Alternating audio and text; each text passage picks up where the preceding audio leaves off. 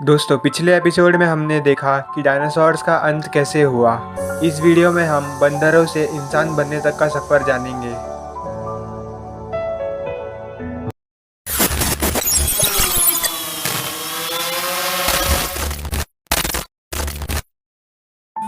आज से करीब 40 लाख साल पहले अफ्रीका के ईस्ट अफ्रीकन रिफ्ट वैली में रहते थे एप्स।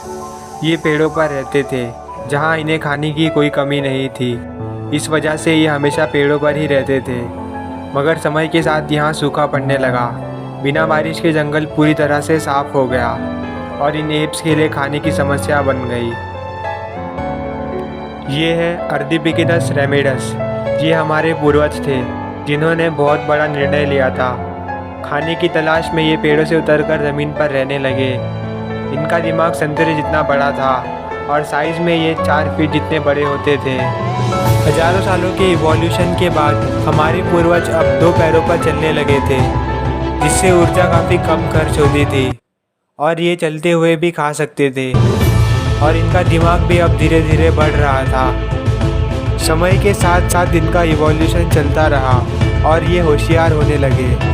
समय के साथ साथ इन्होंने पत्थरों से हथियार बनाना सीख लिया था। अब शिकार करना इनके लिए काफ़ी आसान था। समय के बीतने के साथ इन्होंने आग को काबू करना सीख लिया।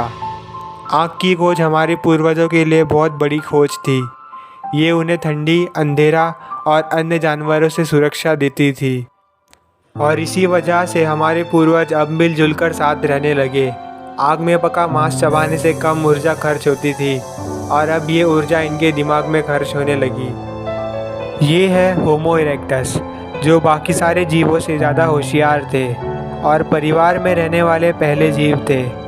इन्होंने अपने मैसेज को दूसरों तक पहुंचाने के लिए अलग अलग आवाज़ें निकालना शुरू किया, जिससे भाषा का निर्माण हुआ। अब हमारे पूर्वज एक दूसरे से बात कर सकते थे और ये हमारी सबसे बड़ी खोज थी।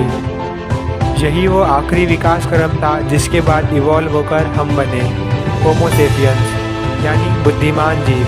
हमारे पास पृथ्वी के अन्य जानवरों के कंपैरिजन में सबसे बड़ा दिमाग था। हमारे पास भाषा थी और औजारें भी थे।